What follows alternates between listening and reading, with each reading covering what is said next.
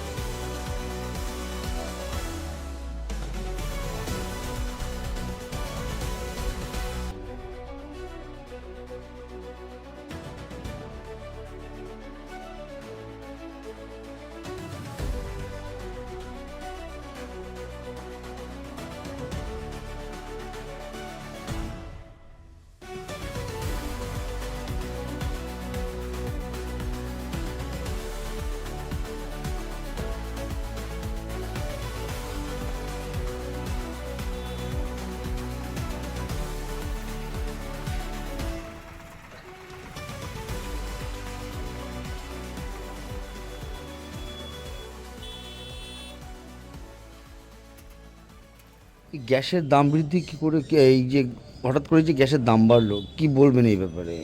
হঠাৎ করে গ্যাসের দাম বেড়ে গেছে, এটা আমাদের খুবই সমস্যা। গ্যাস ছাড়া আমাদের অন্য কোনো অপশান নেই। আর গ্যাস অফিসে ফোন করলে বলছে গ্যাস দিতে পারবে না, গ্যাস আসছে না। সবাই বলছে যে ইরানে যে যুদ্ধ লেগেছে তার জন্য নাকি গ্যাস আসছে না, কিন্তু সাধারণ মানুষ আমাদের তো খুব সমস্যায় পড়ে গেছে। আমাদের গ্যাস ছাড়া আমাদের কোনো অপশান নেই। গ্যাসে আমাদের সব কিছু করতে হয়, সবটাই গ্যাসে করতে হয়। গ্যাস যদি না পাই তাহলে সমস্যা তো হবে অবশ্যই। আচ্ছা, আপনারা কি চাইছেন? চাই যাতে সমস্যার সমাধান তাড়াতাড়ি হয়, আমরা যদি গ্যাসটা পাই। এই পরশুদিনই বুক করতে গেলাম, বললো এখন গ্যাস নেই, গ্যাসের গাড়ি নিয়ে চালাবো। আজকেও ফোন করেছিলেন? আজকেও ফোন করেছিলাম। হ্যাঁ। যে গ্যাস দিয়ে যায় তাকেও ফোন করেছিলাম, সে ফোন ধরেও না। তারপরে এই যে গ্যাসের দাম তো বেড়েছে শুনছি। হ্যাঁ, শুনছি গ্যাসের দাম বেড়েছে। হুম। আমাদের সাধারণ মানুষের আমাদের পক্ষে নেওয়াটাও সমস্যা, এত দাম বাড়লে পরে। আর 21 দিন অন্তর আমরা গ্যাস পাবো না, বুক করতে পারবো না, সমস্যা তো হবে। আপনার নাম? সুপর্ণা সাথে। তার প্রভাব ভারতে অগ্নিমিত্র তেল এবং গ্যাস জ্বালানিতে বলবেন কতটা সমস্যা পড়বে? বলার তো অনেক কিছু। আজকে ইরান ইসরায়েলের যুদ্ধ, তার প্রভাব যে ভারতবর্ষে পড়বে এটা অনেক আগেই জানা গিয়েছিল, কিন্তু সেটা ভারতবর্ষে ইতিমধ্যে জ্বালানির দাম, গ্যাস, পেট্রোল, ডিজেল, তারপরে আমাদের দ্রব্যমূল্য বৃদ্ধি যেভাবে বৃদ্ধি হবে, মানুষ একটা আতঙ্কিত মধ্যে এসআর নিয়ে আছে। তার উপরে এই যে জিনিসের দাম বাড়বে জ্বালানির এতে, মানুষ কিন্তু মৃত্যুর মুখে ঠেলে দিচ্ছে আজকে ভারতবর্ষের বিজেপি সরকার। আজকে আন্দোলন করা উচিত। এখানকার বিজেপির ভুঁইফোড়রা কিছুই করবে না, অমিত শাহ, নরেন্দ্র মোদী তারাও কিছু করবে না। সাধারণ মানুষ আজকে পথে নামতে হবে।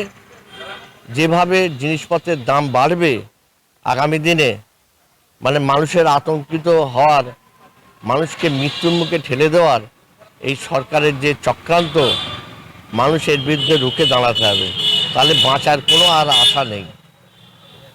জ্বালানি অগ্নিমূল্য হলো, তারপরে এর প্রভাব জিনিসপত্রের দাম বাড়বে। একদম জিনিসপত্রের দাম অবশ্যই বাড়বে। পেট্রোল, ডিজেল, গ্যাসের দাম বাড়া মানেই জিনিসপত্রের দাম বেড়ে যাবে। ওর ওপরেই তো সব কিছু। আজকে গ্যাসের দাম বাড়ছে, সংসারের অশান্তি ঝামেলা ঢুকিয়ে দিচ্ছে। পেট্রোল ডিজেলের দাম বাড়ছে, তার মানে গাড়ির দামও বেড়ে যাচ্ছে। আর গাড়ির দাম বেড়ে যাওয়া, রপ্তানি আমদানি, সেখানে তো জিনিসপত্রের দাম বাড়বেই। এ তো সাধারণ ব্যাপার। কিন্তু মানুষকে এগিয়ে আসতে হবে, প্রতিবাদ জানাতে হবে। সাধারণ মানুষের মাথায় পড়বে। সাধারণ মানুষের প্রভাব তো পড়বেই, 100% পড়বে।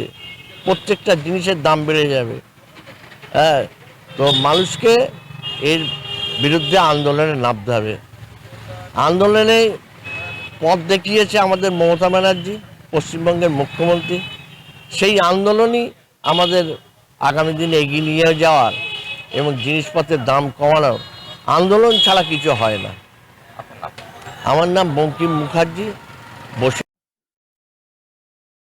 নব